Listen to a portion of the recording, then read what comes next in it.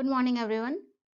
हम देख रहे थे आरओ के प्रीवियस ईयर के क्वेश्चन सॉल्व कर रहे थे और किस विषय के, पर्यावरण एवं पारिस्थितिकी के। तो इसी क्रम में हम आगे बढ़ते हैं और देखते हैं आज की क्लास का पहला प्रश्न क्या है। पहला प्रश्न है, निम्नलिखित कथनों पर विचार कीजिए। कथन ए और कारण आर दिया गया है।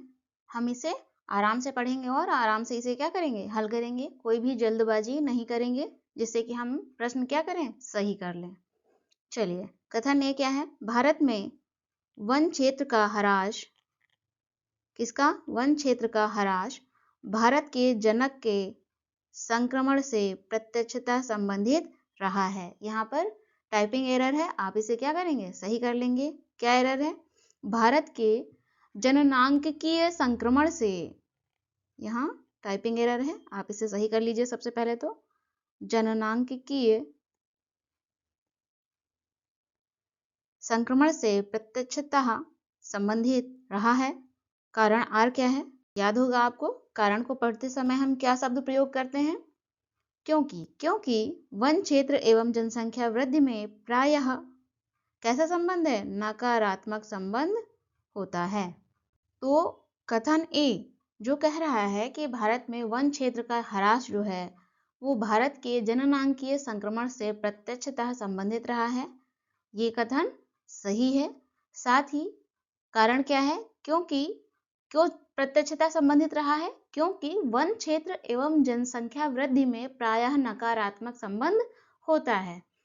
तात्पर्य क्या है इसका, क्यों नकारात्मक संबंध होता है, क्योंकि यदि जनसंख्या वृद्धि होगी, जनसंख्या बढ़ेगी, तो उस जनसंख्या के बढ़ने से क्या होगा, वन क्षेत्र का ह्रास होगा, नुकसान होगा। स्पष्ट है। आप लोग सोच रहे होंगे क्यों नुकसान होगा, जनसंख्या बढ़ेगी तो क्या होगा, जनसंख्या मांग करेगी संसाधनों की, और संसाधनों की सबसे पहले तो अपने भूख प्यास रहन सहन इन सब के क्रम में वो क्या होगा, वन का ह्रास होगा, वन क्षेत्र का ह्रास होगा। इसलिए वन क्षेत्र और जनसंख्या वृद्धि में प्रायः नकारात्मक संबंध होता है। आगे प्रश्न देखते हैं क्या है, नीचे दिए गए कूट से सही उत्तर चुनना है। ऑप्शन ए तथा आर दोनों सही हैं, ये क्या है, सही है। ए और आर क्या है, दोनों सही है। तथा आर ए की सही व्याख्या करता है, ये भी बिल्कुल सही है। आर जो है, कारण आर है, वो क्या कर रहा है, ए की सही व्याख्या कर रहा है। इसलिए ऑप्शन ए ही क्या हो जाएगा, आपके प्रश्न का सही उत्तर होगा। ऑप्शन बी, ए तथा आर दोनों सही हैं किंतु आर ए की व्याख्या नहीं करता, जबकि हम जानते हैं कि आर ए की व्याख्या करता है। तो ऑप्शन बी गलत है। ऑप्शन सी, ए सही है किंतु आर गलत है। तो ऐसा तो बिल्कुल भी नहीं है, आप सामने से देख रहे हैं आपके प्रश्न में दोनों ही सही हैं, ये आपको पूरी तरह से स्पष्ट है। ऑप्शन डी, ए गलत है किंतु आर सही है, ऐसा बिल्कुल नहीं है। तो ऑप्शन ए आपके प्रश्न का सही उत्तर है। अगले प्रश्न की ओर बढ़ते हैं। निम्नलिखित में से, यहाँ स्पेस दे दीजिएगा, निम्नलिखित में से कौन सा जैव डीजल पौधा है, कौन सा जैव डीजल पौधा है। Option A jatropha, option B Java घास, ऑप्शन सी रोसा घास, option D guggul. Option D guggul. जैव डीजल पौधा किसे कहते हैं, इस प्रश्न का सही उत्तर है ऑप्शन ए, जट्रोफा को जैव डीजल पौधा कहते हैं। जट्रोफा को जैव डीजल पौधा कहते हैं। जैव डीजल डीजल इंजनों में प्रयोग हेतु बायोडीजल है, ठीक है। किसमें, डीजल इंजनों में प्रयोग हेतु जट्रोफा का जो तेल होता है वो बायोडीजल के रूप में प्रयोग किया जाता है। अगले प्रश्न की ओर बढ़ते हैं। निम्न में से किसे दक्षिण गंगोत्री के नाम से जाना जाता है। ऑप्शन ए कावेरी नदी का उद्गम स्थल, ऑप्शन बी वह स्थान जहां से पेरियार उत्तर की तरफ बहती है, पेरियार उत्तर की तरफ बहती है। पेरियार क्या है, नदी है, इसे पेरियार कुछ भी मत समझ लीजिएगा। ऑप्शन सी भारत का प्रथम अंटार्कटिक शोध केंद्र, ऑप्शन डी केरल में रॉकेट छोड़ने का केंद्र। इस प्रश्न का सही उत्तर क्या है, दक्षिण गंगोत्री के नाम से किया जानते हैं भारत का प्रथम अंटार्कटिक शोध केंद्र। क्या है, भारत का प्रथम अंटार्कटिक शोध केंद्र है दक्षिण गंगोत्री। क्या है? दक्षिण गंगोत्री। कब स्थापना की गई थी इसकी? वर्ष 1983-84 में। और ये क्या है? पहला है। कहाँ पर है? अंटार्कटिका में है। और अंटार्कटिका कहाँ है? उत्तरी ध्रुव में या दक्षिणी ध्रुव में? दक्षिणी ध्रुव में। हमेशा याद रखना है, अंटार्कटिका दक्षिणी ध्रुव में है। और आर्कटिक कहाँ है? उत्तरी ध्रुव की ओर है। ये प्रथम अंटार्कटिक शोध केंद्र है। वर्तमान में कौन सा है? देखते हैं। दूसरा कौन सा होगा? दूसरा अंटार्कटिक शोध केंद्र जिसका नाम है मैत्री। क्या नाम है? मैत्री। ये कहाँ एस्टेब्लिश किया गया था? स्थापित किया गया था अंटार्कटिका में। ठीक है। कब किया गया था? वर्ष 1988-89 में। हम इसे ध्यान रखेंगे, भूलेंगे नहीं, क्योंकि ये पूछे जाते हैं। और तीसरा जो कि प्रेजेंट है, तीसरा शोध केंद्र कहाँ पर? अंटार्कटिक में। क्या नाम है उसका? भारती। क्या नाम है? भारती। इन तीनों को ही याद रखेंगे हम। अगले प्रश्न की ओर बढ़ते हैं। देखते हैं अगला प्रश्न क्या है।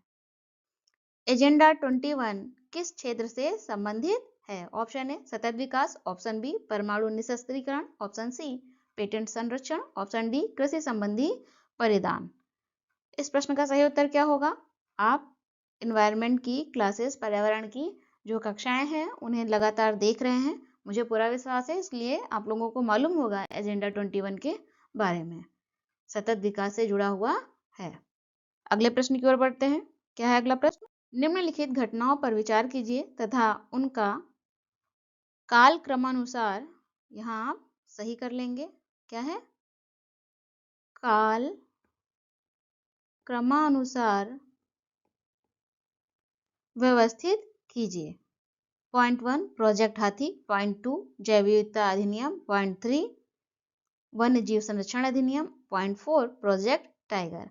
हम इन्हें क्रम में तब लगा सकते हैं जब हमें मालूम हो कि ये कब कब शुरू किए गए हैं या स्थापित किए गए हैं। ठीक है, तो हम एक एक करके देख लेते हैं। प्रोजेक्ट हाथी, आपने पिछली क्लास में जाना होगा। प्रोजेक्ट हाथी के बारे में कब शुरुआत हुई थी? वर्ष 1992 में इसकी शुरुआत हुई थी। 1992 में इसकी शुरुआत हुई थी।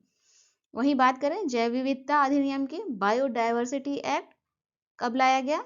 वर्ष 2002 में। कब लाया गया? वर्ष 2002 में। थर्ड पॉइंट क्या है? वन्य जीव संरक्षण अधिनियम, ये कब लाया गया? ये लाया गया वर्ष 1972 में, 1972 में। वहीं यदि हम बात करें प्रोजेक्ट टाइगर की, तो इसकी शुरुआत हुई 1973 में, 1973 में। अब हम इसे एक क्रम में रख सकते हैं। क्या होगा क्रम? सबसे पहले क्या होगा? वन्य जीव संरक्षण अधिनियम, अर्थात कौन सा पॉइंट है ये? 3।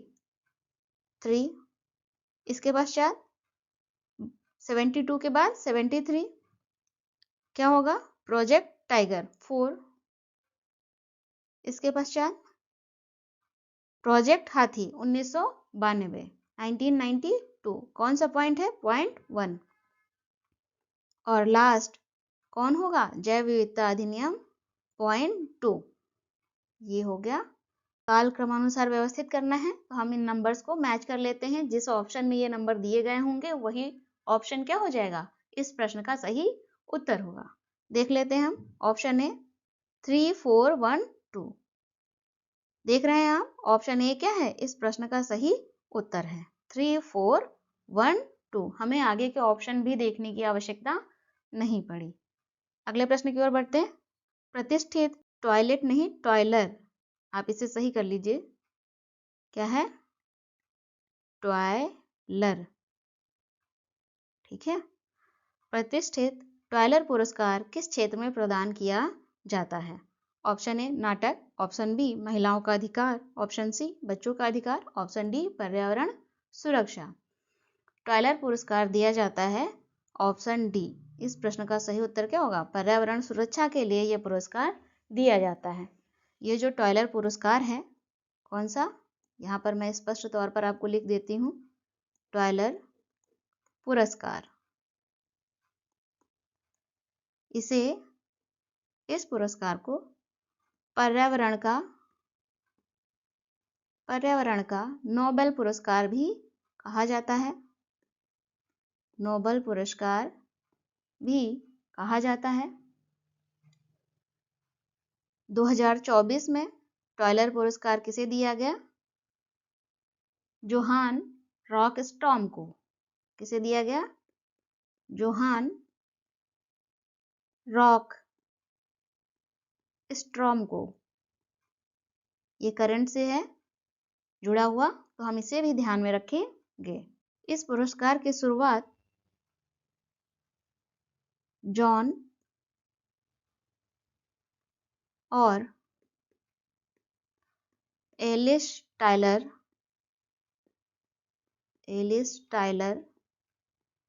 द्वारा वर्ष 1973 में 1973 में की गई थी। ठीक है, अगले प्रश्न की ओर बढ़ते हैं। अगला प्रश्न देखते हैं। निम्नलिखित नगरों में से किसमें Indian institute of ecology and environment स्थित है?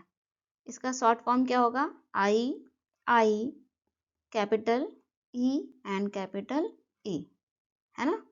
ये इसका शॉर्ट फॉर्म है। हम इसे ध्यान में रखेंगे क्योंकि इस तरह से भी प्रश्न पूछे जाते हैं। ऑप्शंस देखते हैं। Option A New Delhi, option B Thiruvananthapuram, option C Kolkata, option D Jodhpur. इस प्रश्न का सही उत्तर क्या होगा? कहाँ स्थित है? नई दिल्ली में स्थित है। Indian institute of ecology and environment नई दिल्ली में स्थित है। इसकी स्थापना कब हुई थी? वर्ष 1980 में। वर्ष 1980 में इसकी स्थापना हुई थी। 1980 में इसकी स्थापना हुई थी। अगला प्रश्न देखते हैं। राष्ट्रीय वनीकरण एवं पारिस्थितिकी विकास बोर्ड की स्थापना भारत सरकार द्वारा की गई थी। भारत सरकार द्वारा की गई थी। इंग्लिश में क्या होगा इसका नाम? National afforestation. क्या होगा? Afforestation and eco development board and eco development board. याद रहेगा, शॉर्ट फॉर्म क्या होगा? NAEB।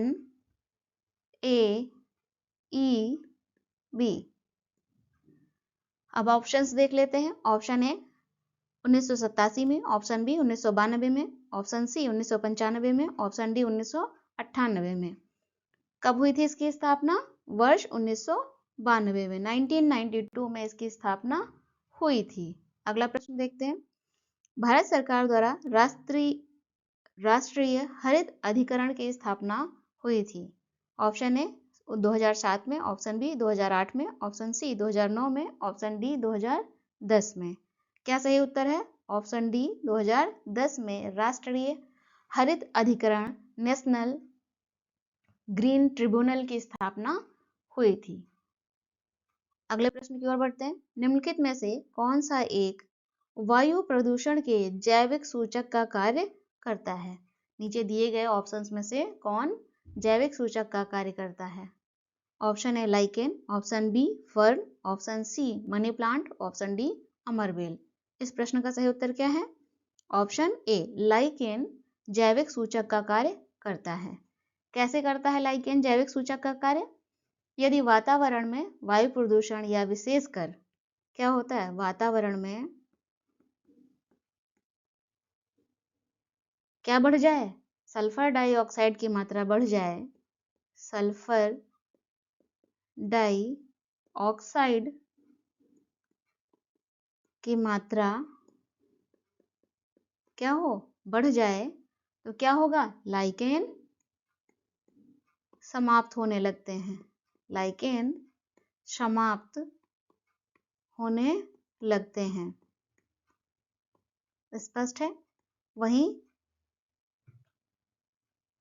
एक लाइकेन के साथ दूसरे सूचक की बात बताती हूं मैं आपको। क्या नाम है उसका? मॉश। क्या नाम है? मॉश। जो क्या है? एक ब्रायोफाइटा समूह का सदस्य है। और मॉस वातावरण में यदि नाइट्रोजन की मात्रा बढ़ जाए, किसकी मात्रा? नाइट्रोजन की मात्रा बढ़ जाने पर मॉस समाप्त या कम होने लगते हैं। तो लाइकेन और मॉस, लाइकेन और मॉस ये दोनों ही जैविक सूचक का कार्य करते हैं। लाइकेन सल्फर डाइऑक्साइड या वायु प्रदूषण के बढ़ने पर क्या होगा? लाइकेन समाप्त होने लगते हैं या कम होने लगते हैं। और मॉस यदि वातावरण में नाइट्रोजन की मात्रा अधिक हो जाए तो उनका क्या होता है? वो भी कम या समाप्त होने लगते हैं। याद रखेंगे, भूलेंगे नहीं। अगला प्रश्न देखते हैं। सरसों के बीज के अपमिश्रक के रूप में सामान्यतः निम्नलिखित में से किसे प्रयोग में लाया जाता है? ऑप्शन ए आर्गीमोन के बीज, ऑप्शन बी पपीता के बीज, ऑप्शन सी जीरा के बीज, ऑप्शन डी धनिया के बीज। इस प्रश्न का सही उत्तर क्या होगा? ऑप्शन ए आर्गीमोन के बीज मिलाए जाते हैं सरसों के बीज में। ये जो आर्गीमोन है ये मैक्सिको में होता है। कहाँ? मैक्सिको में पाया जाता है। क्या है ये? पोस्ते की एक प्रजाति है। ये पोस्ते की एक प्रजाति है और इसकी मिलावट से, आर्गीमोन के जो बीज मिलाए जाते हैं इसकी मिलावट से कौन सी बीमारी होती है?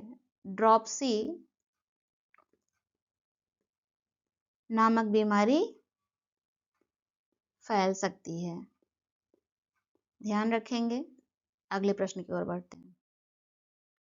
प्रदूषण युक्त वायुमंडल को निम्न में से किसके द्वारा स्वच्छ किया जाता है? Option A oxygen, option B वर्षा, option C nitrogen, option D हवा। क्या सही उत्तर होगा? ऑप्शन बी वर्षा के द्वारा प्रदूषण युक्त वायुमंडल को स्वच्छ किया जाता है। अगले प्रश्न की ओर बढ़ते हैं। क्या है अगला प्रश्न? सूची 1 को सूची 2 से सुमेलित कीजिए तथा नीचे दिए गए कोड का प्रयोग करके सही उत्तर का चयन कीजिए। सही उत्तर का क्या करना है? चयन करना है। सूची 1 में भारतवर्ष में अधिनियमों के एक्ट के नाम हैं और सूची 2 में वो जो एक्ट हैं वो कब आए उनके वर्ष दिए हुए हैं। तो एक एक करके हम देख लेते हैं। वन संरक्षण अधिनियम कब आया? 1980 में। पर्यावरण संरक्षण अधिनियम 1986 में। वायु प्रदूषण निवारण एवं नियंत्रण अधिनियम 1981 में। और जल प्रदूषण नियंत्रण अधिनियम 1974 में। तो सभी क्या है? सही हैं। सभी सही हैं, इसलिए 1 2 3 4 ही क्या हो जाएगा? सही होगा। तो 1 2 3 4 किस में मिल रहा है? किस ऑप्शन में? ऑप्शन डी में मिल रहा है। 1 2 3 4 यही क्या है? सही है। अगले प्रश्न की ओर बढ़ते हैं। उत्तर प्रदेश में प्रथम बायोटेक पार्क स्थापित किया गया। ऑप्शन ए आगरा में, ऑप्शन बी इलाहाबाद में, ऑप्शन सी लखनऊ में, ऑप्शन डी वाराणसी में। कहाँ स्थापित किया गया? प्रथम बायोटेक पार्क लखनऊ में स्थापित किया गया। ये इस प्रश्न का सही उत्तर है। कब स्थापित किया गया? वर्ष 2003 में। अगले प्रश्न की ओर बढ़ते हैं। क्या है अगला प्रश्न? विश्व पर्यावरण दिवस मनाया जाता है। ऑप्शन ए 1 दिसंबर को, ऑप्शन बी 5 जून को, ऑप्शन सी 14 नवंबर को, ऑप्शन डी 15 अगस्त को। इस प्रश्न के बारे में तो सभी जानते होंगे। कब मनाया जाता है? ऑप्शन बी इस प्रश्न का सही उत्तर है। 5 जून को विश्व पर्यावरण दिवस मनाया जाता है। स्पष्ट है। विश्व पर्यावरण दिवस की शुरुआत कब हुई थी?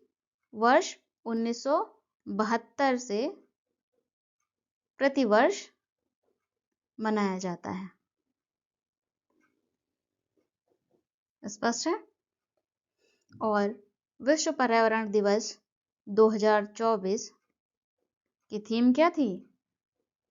भूमि बहाली, भूमि बहाली, मरुस्थलीकरण, मरुस्थलीकरण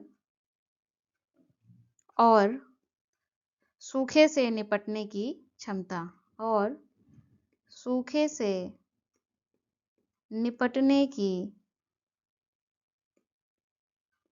क्षमता, है ना, ये थीम थी विश्व पर्यावरण दिवस 2024 की। क्या होगा इंग्लिश में? Land restoration, desertification and drought resilience. याद रहेगा? याद रखेंगे, हम इसे याद रखेंगे। और विश्व पर्यावरण दिवस का मेजबान देश कौन था? सऊदी अरब। ये करंट से जुड़े हुए पर्यावरण के क्वेश्चन हैं, इन्हें याद रखना है क्योंकि क्वेश्चन इनसे पूछे जाएंगे, आपके एग्जाम में पूछे भी जाते हैं। और इसी 5 जून 2024 को भारत सरकार ने एक मिशन चलाया। वो क्या है? एक पेड़ माँ के नाम। याद है? अब तो याद आ गया होगा कि हाँ मुझे मालूम है मैम, आप लोग बहुत अच्छे बच्चे हैं, आप लोगों को बहुत सारी जानकारी है आप लोगों के पास। ओके, अगले प्रश्न की ओर बढ़ते हैं।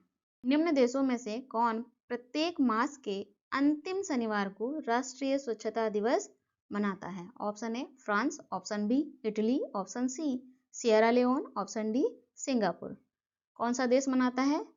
सिएरा लियोन प्रत्येक मास के प्रत्येक महीने के अंतिम शनिवार को राष्ट्रीय स्वच्छता दिवस मनाता है, सिएरा लियोन। अगले प्रश्न की ओर बढ़ते हैं। Central arid zone research institute स्थित है, कहाँ स्थित है? देखते हैं। Option A Hyderabad, option B Jodhpur, option C Ahmedabad, option D Bangalore. कहाँ पर स्थित है?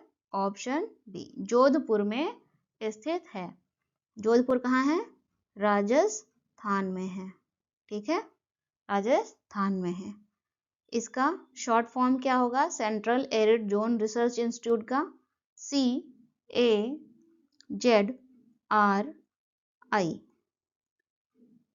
स्पष्ट है। अगले प्रश्न की ओर बढ़ते हैं। रामसर कन्वेंशन संबंधित है, किससे संबंधित है?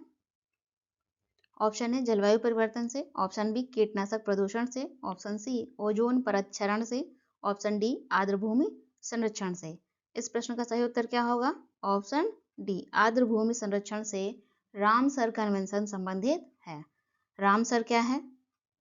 रामसर ईरान का एक शहर है। ईरान का एक शहर है रामसर। वहां पर हुआ था रामसर कन्वेंशन, जिससे आर्द्र भूमि का संरक्षण करना है। ठीक है, और कब हुआ है रामसर कन्वेंशन? रामसर कन्वेंशन हुआ है वर्ष 1971 में, 1971 में ये रामसर सम्मेलन हुआ है, हस्ताक्षरित हुआ है और 1975 में प्रभावी हुआ है। भारत में रामसर कन्वेंशन 1982 में 1982 में हस्ताक्षरित हुआ। अगले प्रश्न की ओर बढ़ते हैं। निम्नलिखित में से कौन सा रामसर आर्द्र भूमि स्थल भारत के किसी राज्य में स्थित है? ऑप्शन ए होकेरा आर्द्र भूमि, ऑप्शन बी पॉइंट कैलिमर वन्य जीव और पक्षी अभ्यारण्य, ऑप्शन सी सोमोमोरी झील, ऑप्शन डी वूलर झील। इस प्रश्न का सही उत्तर क्या होगा? Option B. कौन सी रामसर आर्द्र भूमि राज्य में स्थित है? वो है ऑप्शन बी। कहाँ स्थित है? तमिलनाडु में स्थित है। ऑप्शन ए होकेरा आर्द्र भूमि कहाँ स्थित है? जम्मू कश्मीर में स्थित है। और वूलर झील कहाँ स्थित है? जम्मू कश्मीर में स्थित है। सोमोरोरी झील कहाँ स्थित है? लद्दाख में स्थित है। और जम्मू कश्मीर, लद्दाख ये क्या है? यूटीज हैं, केंद्र शासित प्रदेश हैं, राज्य नहीं है। राज्य में केवल एक है, आर्द्रभूमि पॉइंट कैलिमर वन्यजीव और पक्षी अभ्यारण्य, जो कि तमिलनाडु राज्य में है। तो इस प्रश्न का सही उत्तर ऑप्शन बी है। अगले प्रश्न की ओर बढ़ते हैं। प्रायद्वीपीय भारत निम्न हिमयुगों में से किस युग में हिमानीकृत हुआ? जो प्रायद्वीपीय भारत है वो दिए गए जो ऑप्शन है उसमें से किस युग में हिमानीकृत हुआ? ऑप्शन ए ह्यूरोनियन हिमयुग, ऑप्शन बी कार्बोनिफेरस हिमयुग, ऑप्शन सी प्लीस्टोसीन हिमयुग, ऑप्शन डी लिटिल हिमयुग। इस प्रश्न का सही उत्तर है प्लीस्टोसीन हिमयुग। इस समय प्रायद्वीपीय भारत हिमानीकृत हुआ, वहां पे बर्फ जमी है ना। अगला प्रश्न है, भारत एवं एशिया का प्रथम राष्ट्रीय डॉल्फिन शोध केंद्र की स्थापना गंगा नदी के तट पर किस शहर में की जा रही है? Option A Haridwar, option B Patna, option C Varanasi, option D Bhagalpur. इस प्रश्न का सही उत्तर क्या होगा? पटना। प्रथम राष्ट्रीय डॉल्फिन शोध केंद्र कहाँ स्थापित किया गया है? पटना में। ठीक है, अगले प्रश्न की ओर देखते हैं। खेती के लिए फसल चक्र का क्या महत्व है? ऑप्शन ए इससे उत्पादन में वृद्धि होती है, ऑप्शन ए सही है, और ऑप्शन बी मृदा की उर्वरता संरक्षित रहती है, ऑप्शन बी भी सही है, ऑप्शन सी मृदा कटाव काम नहीं कम होता है। आप इसे सही कर लेंगे, ये भी क्या है? सही है। ए, बी और सी तीनों ऑप्शन सही हैं। तो इस प्रश्न का सही उत्तर क्या होगा? ऑप्शन डी उपर्युक्त सभी। अगले प्रश्न की ओर देखते हैं, क्या है? मोनोक्लाइमैक्स सिद्धांत का प्रतिपादन किया था। मोनोक्लाइमैक्स सिद्धांत का प्रतिपादन किसने किया था? Option A F E Clements, option B C C Park, option C D V Ager, option D S J Gould ने। किसने किया है इसका प्रतिपादन? सही उत्तर है एफ ई क्लेमेंट्स ने इस सिद्धांत का प्रतिपादन किया था। क्या है सिद्धांत? सिद्धांत कहता है कि प्रत्येक क्षेत्र में एक समुदाय उच्चतम स्तर पर विकसित होता है, जबकि उसकी ओर जो अन्य समुदाय होते हैं या दूसरे समुदाय होते हैं वो क्या होते हैं? विकसित हो रहे होते हैं। यही है मोनोक्लाइमैक्स सिद्धांत। स्पष्ट है? चलिए मिलते हैं अगली क्लास में। Okay, thank you.